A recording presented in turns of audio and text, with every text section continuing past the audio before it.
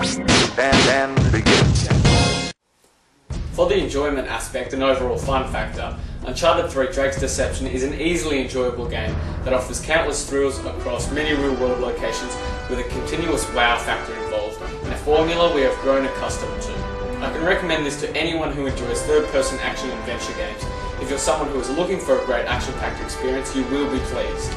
The last game in the series, Uncharted 2 Among Thieves, was a revolutionary game that not only passed every expectation as a sequel, but raised the bar immensely for all third-person action games. The question is though, does Uncharted 3 reach that bar? And if it does, is it raised even higher? Elena Fisher, foreign correspondent. Hey, Sully. How you doing, sweetheart? Oh, no. Sorry, that's sort of frowned upon here. Oh, right. I'd like to start off by saying while I'm not disappointed in the slightest, the formula of the game doesn't feel as fresh and amazing as it did in the previous game. There were in-game real-time set pieces with an immense scale that didn't even seem possible on a console, running smoothly with no slowdown while still giving the player control.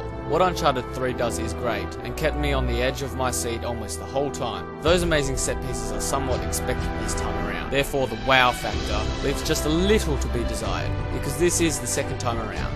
That said, if you're wanting just another really good Uncharted game, you're going to get another really good Uncharted game. The story picks up sometime after the second game, with the usual cast of characters involved in a plot that takes them right across the world on a globe-trotting adventure to uncover yet another lost secret.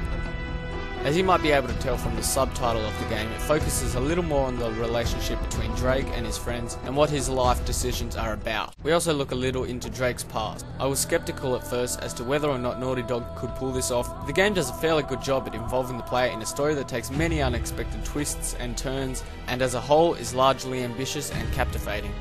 I did find Chloe and Elena a little underutilized, and they feel more like a cameo than well-developed main characters, despite helping Drake on his quest. I found that the Chloe, Elena, Drake love triangle in the second game really made the characters feel as though they emotionally and mentally progressed throughout the story, adding to the three-dimensional personalities. There is still a side of emotion in Uncharted 3, but I felt it didn't match its predecessor. This game definitely has the weakest story of the trilogy. Also, there are a few small ideas in the game that seem to be dropped later on, making the story feel just a little incoherent towards the end. I think that the story really could have improved if the characters showed just a little more emotion during and after the climax, and if the game went for an extra hour, being able to resolve some unexplained bits and pieces, and also giving the characters just a little more emotion towards the end. The later stages of the game, in terms of story, feel the slightest bit rushed, but it doesn't really bring the story down very far, as it's captivating and provoking. The story has its problems, but they're small in comparison to how fun the gameplay is.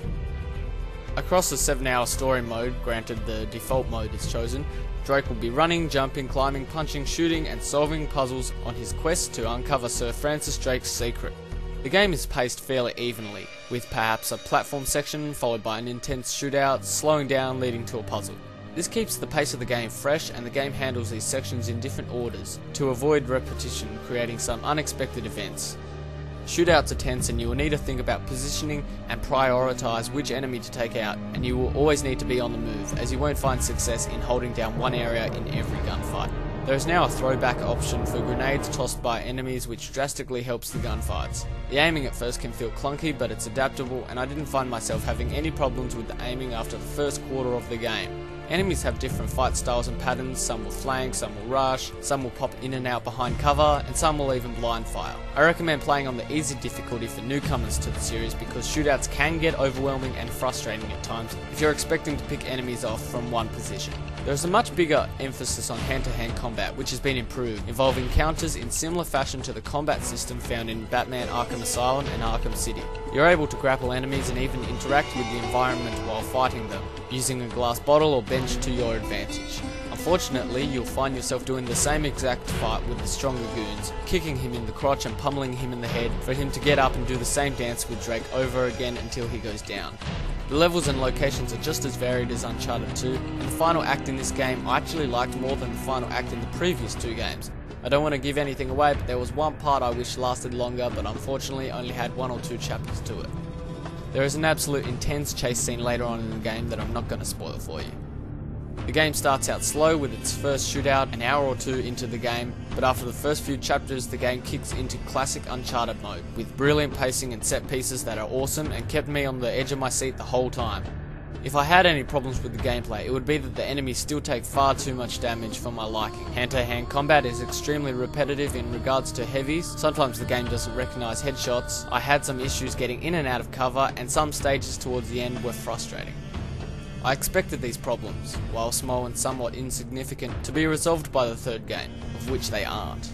The presentation, on the other hand, has greatly improved, and there are definitely noticeable enhancements in the lighting, scenery, textures, facial animations, and body movements, and that's not all. While there is a little pop-in during some in-game cutscenes, they aren't incredibly noticeable or jarring. The great voice acting helps bring the incredibly realistic characters to life, and the atmosphere of the entire game is outstanding.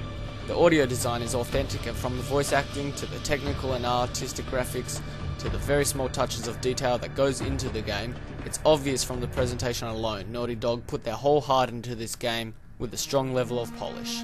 The locations visited by Drake are beautiful, and some of the more calm sections of the game feature some of the best scenery, which is where the presentation shines the most. Where the game slips up just a little in the story, it more than makes up for it in the presentation, which in the Uncharted games has always been top notch, continuously improving, and Uncharted 3 is a great example of an evolving franchise.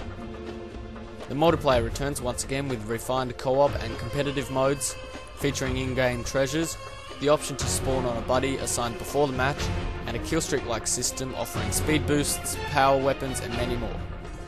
Originally it may feel like the multiplayer is a superfluous and tacked-on experience, but after leveling up and getting into it, there is lots to offer. The co-op story missions and arena mode allow you and 2 other players to tackle either challenging story missions or a horde-like mode with missions including capture the idol, survive the wave, and only kills from a predetermined territory count. After playing a fair bit of it, the multiplayer definitely does not feel tacked on to me, and will give hardcore players and casuals alike that extra incentive to continue playing after the single player. It definitely passes as a genuinely fun experience. While it's not as in-depth as a more multiplayer-focused game like Battlefield and Call of Duty is, there's still hours of fun to be had with not only the multiplayer, but also in the single player with the return of treasures and trophies. It's not like you can compare Uncharted with Battlefield or Call of Duty, they're 2 completely different genres, but for those fans that want to continue playing in the Uncharted universe, they will be pleased. Look, even if I did know, my life wouldn't be worth very much once I told you, now would it? You insult me. You're a pirate! And a good businessman. To answer whether or not Uncharted 3 meets the bar of what is a good action-adventure game is a definite yes, as evidenced by the improvements in combat, little tweaks in shootouts, the remarkable presentation, and an attempt to go deeper into the personalities of the characters we have grown to love. To answer whether or not Uncharted 3 raises the bar for the genre is a simple no, but it doesn't need to. It is better than Uncharted 2 in regards to gameplay, presentation and multiplayer, but it doesn't have such a big impact on the genre because, for the most part, it's been done before and we were expecting huge set pieces with awesome shootouts.